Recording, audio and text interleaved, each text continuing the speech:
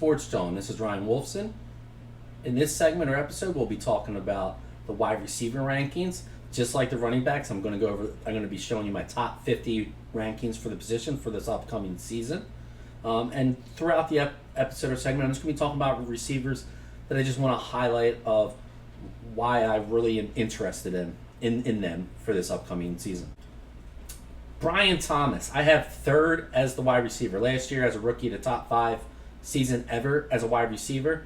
I do believe with the addition of Travis Hunter, it'll be easier for him to get open. I do believe the addition of Liam Cohen as your offensive coordinator / head coach will make the offense more explosive. I do expect him to score more points. And the idea that he is not ahead of guys that, for example, that maybe are more proven, to me is a little bit silly. I mean, I would be very comfortable. I think Jefferson and Chase, they're on a tier of their own, but I think if you're asking me what receiver I'd rather have outside of those top 2, who probably will be the top 2 picks in the draft, is Brian Thomas.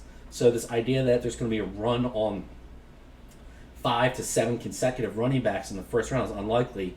And right now, Brian Thomas is going in the late first round, early second round, and I would probably have him as a mid-round first pick. Like a lot. Number 10 I have is T. Higgins. I always believe if you have arguably the best quarterback and best offense in football, which the Bengals might, you're probably going to have 2 top 15 players, and if they're elite at their talent, you're going to have 2 top 10, and I think T. Higgins is an elite talent. They're going to be having to throw so much. I just think that normally I don't have the second wide receiver on the team in the top 15, but he's just too good. He's just too good. And he's on too good of an offense, which I love. Guy I think people are sleeping on is Jackson Smith and Jigba. Again, another Ohio State wide receiver. We've already seen whether it's the old heads like McLaurin or guys like, like Garrett Wilson in recent years. We know that Ohio State receivers are receivers that will produce at a high level. And last year, basically as the third wide receiver on the depth chart, even though he might have had more production, finishes a top 15 wide receiver. And this year, there's really no one to eat up at his targets except for maybe Cooper Kupp.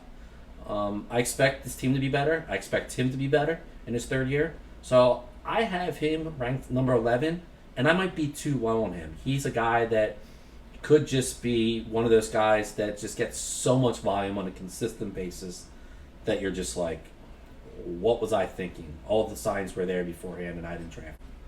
Next guy I want to talk about is Courtland Sutton. I have him ranked at 14th. He came off his best season in his career last year. And what makes you think that he's not going to produce similar numbers? He was a top 20 receiver last year. I expect him to be a top 20-ish receiver again.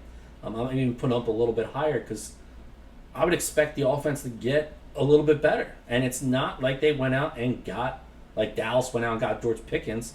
They didn't go out and get anyone. They're developing Marvin Mims. They're developing second-year Franklin. They went out and drafted a receiver, Pat Bryant. But none of those guys, to me, are real threats in the target share to Courtland Sutton. And if you believe, which I do, that Denver will be a really good team again this year, then Courtland Sutton should also be really, really good. And again, he's being drafted like he's just okay. Some of you might question why they have CeeDee Lamb so far down. A few reasons. One, don't think Dallas is very good. I generally, all positions, I don't like to draft players on really bad teams. Here's why. Generally, elite players like CeeDee Lamb are going to go so high, right? So you generally have to spend a high draft pick on them. And generally, if they're on bad teams, they're not going to be playing meaningful games come fantasy playoff time. So with all of that being said, there's always chance of injury, right? There's always chance of regression. And then the one thing that you kind of can control, and everyone can make up their own opinions on this, on who they think is going to be good or bad. But if you think they're going to be a bad team, I think, for example, everyone will probably agree on this, the Saints are going to be a bottom 5 team. You might not. That's one of the reasons why I don't have Kamara going in like the first round, because he's on a bad team. There's a risk there involved. So that's how I feel about CeeDee Lamb. Number one is that he's on a really bad team. So how much, and especially the dysfunction about not paying players and paying players in Dallas, there's that. And then they added George Pickens. I mean, this is the first time since CeeDee Lamb's been there that they actually have a legit receiver opposite end. Who's to say that Dak Prescott won't be targeting him almost just as much as CeeDee Lamb? CeeDee Lamb to me is a lot better, and I do believe CeeDee Lamb will be their number one. But that's the reason why I don't have I bake those two things in, is why I don't have him as a top 10 receiver and I have him around 17. Let's get into this next tier of guys that I want to talk about. Calvin Ridley at 27. I might be too low on him. He is clearly talented. He's clearly their number one passing option. And they're going to be losing a lot of games. So he should clearly get almost double-digit targets on a weekly basis and will probably have over 1,000 yards. Like I said, I'm probably too low on him at 27.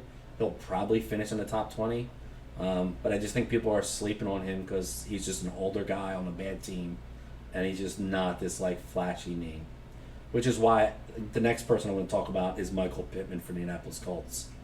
Michael Pittman, except for last year, has basically been a top 20 receiver every year in the league. And I do believe with the addition of Tyler Warren, it actually will help him be more productive. He might not get as many targets now that Tyler Warren's there. But again, you could argue that Daniel Jones has basically been the best quarterback he's had since his rookie year. And will be the start of this year. So with all of that being said, I just think that's a guy, again, not a flashy name, but pretty solid production. A little bit a vet in the league, who is going way too low, in my opinion. Guys like Jordan Addison, Rasheed Rice, if they weren't missing time, I'd have them in the top 20. But they're going to be missing time. So I'm baking that in consideration because we know they're going to miss time. Plus, if they get hurt, they're going to miss more time. There's risk involved there. Especially Rasheed Rice. We don't know how long he's going to miss, when he's going to miss it. That's just very confusing. There's a lot of guys I've talked in other segments about, so I don't want to necessarily go through every them. Whether it's Travis Hunter, Emeka Buka, Cedric Tillman, Deontay Thornton, all guys that I've gone through in other episodes of the segment. And you can check these other episodes and segments out on my YouTube channel or the Spotify channel, which Sports Jawn will be. Guy I think a sleeper is Keenan Allen. I have him ranked 42th as a wide receiver. I believe he's going to be the number 2 wide receiver on this offense behind Ladd McConkey. And last year he wasn't terrible. And you have to remember how bad the Bears were last year offensively. Keenan Allen has basically been a top 15 receiver, except for last year. Every year he's been in the NFL and stayed healthy. So as long as he stays healthy, would it be shocking if he finishes as a top 30 wide receiver? No. But because of his age, because he didn't have that good of a season, that's why I'm ranked a little bit lower. But again, I might be too low on him. He probably should be outperform what even I have him ranked as. George Pickens, Tyreek Hill, these are guys that people say, why do you have them so low? I already told you why I have George Pickens low, because he's a number 2 option, plus, like I said, he's on a bad team. Tyreek Hill, I also believe is the number 2 option on a bad team, plus he's always hurt now, and he's been wanting out of Miami for 3 years. I want to have nothing to do with him fantasy-wise. If he was there in the 8th round, would I take a chance on him? Yeah, but he's not going to be. So there are certain players I just avoid and I rank lower because of that, those factors. And people don't understand why you would do that. But again, this is all about strategy going into the draft. And I don't want to have a player that I can't count on come playoff time. I don't want a player starting for me that I'm not sure if he's going to start or when he's going to start. So that's how I've kind of baked in my rankings. Again, this is a half-point PPR as well, just like I did with the running backs. Running backs, receivers are the most important position. I'm Ryan Wolfson. This is the Sports Jawn.